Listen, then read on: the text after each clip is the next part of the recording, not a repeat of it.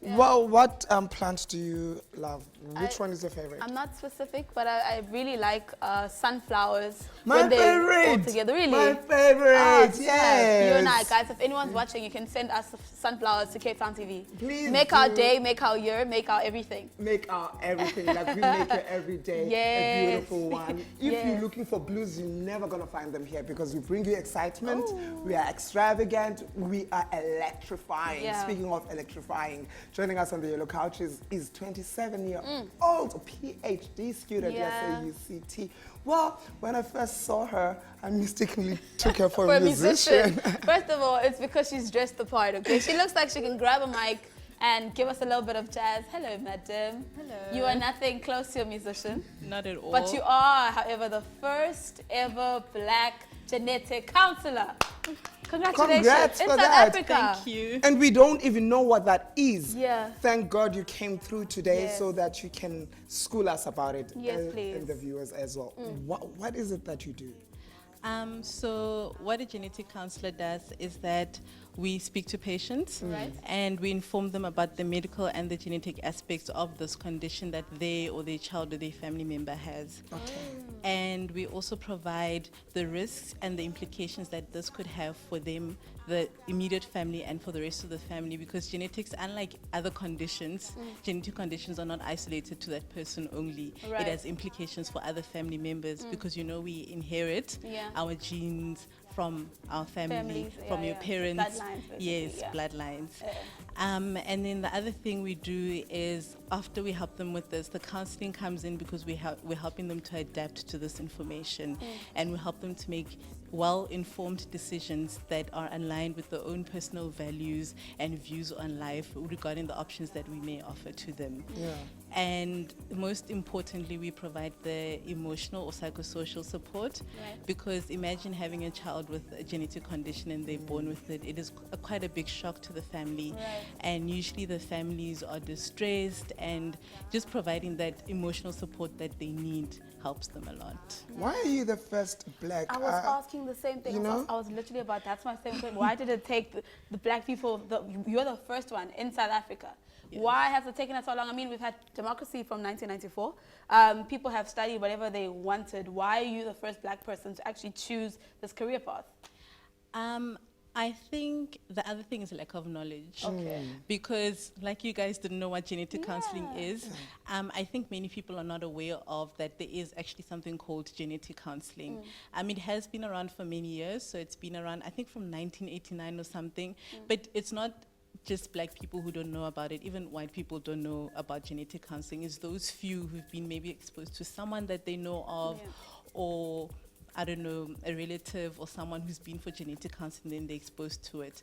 I was only exposed to genetic counseling in my honors year, so my fourth year, when I asked my supervisor, what can I do, or what kind of job can I do that involves people and genetics?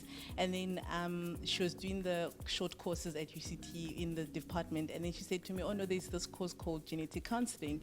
And then when she told me more about it, I was like, this is exactly what I need to do with my life. Like, you know, when you have that aha moment, that feeling deep in your heart that says this is exactly what you need to do with your life. And that's when I found out about it. And since then, I've made it a mission that, because I did my undergraduate at University of Limpopo, that I always tell them about genetic counseling and encourage those ones who know that they don't want to be doctors, but they still want to work with people and not be in the lab, that here's a career. I can give you more information about it. What do you want to know? Here's the places you can apply, which is WITS and UCT.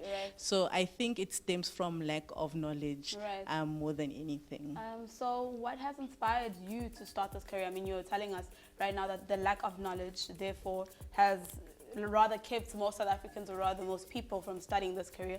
What made you in fourth year decide? Was it just your love for people, love for genetic? How has it been moving from, you've only known about this from fourth year, you did your PhD now, how has that process been? So the inspiration to actually do the the course, is because I really love working with people. I've always loved working with people.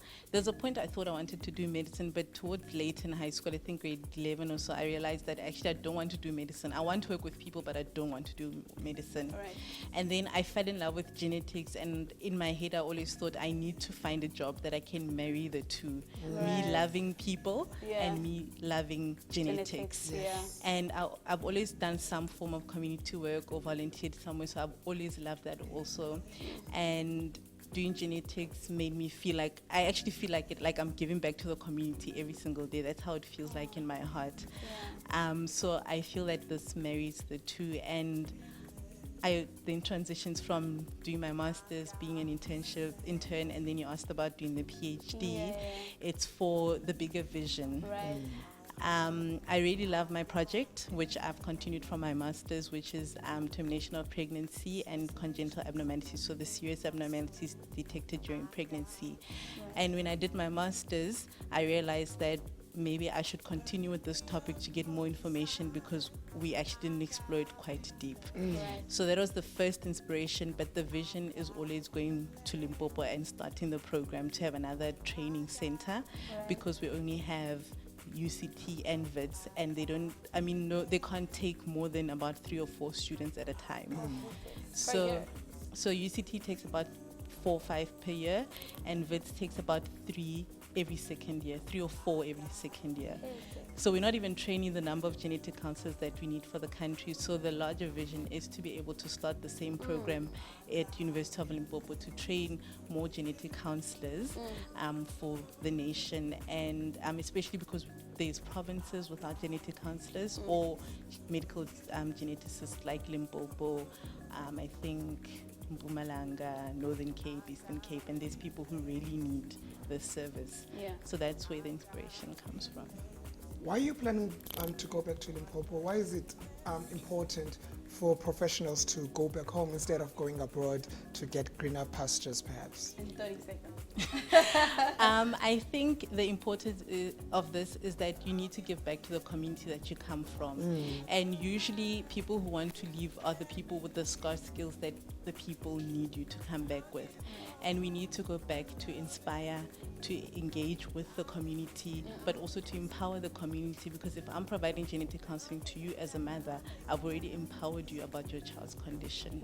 Wonderful. What message do you have for viewers who would love to follow in your footsteps? And where can they find you? So they can contact me via the website. I'll provide you with the contact details. But we do have a human genetics website, and there's a contact phone number there. A contact number they can contact me on. But what I'd like to say to them, if they want to follow genetic counseling, they must really go out there, read up about what the course is about and what is expected of you, because it does need a lot of work. You need to put in a lot of work into it, and also reach out to people. And we need to reach out to an ad break. Thank you so much for your story. Sure, man.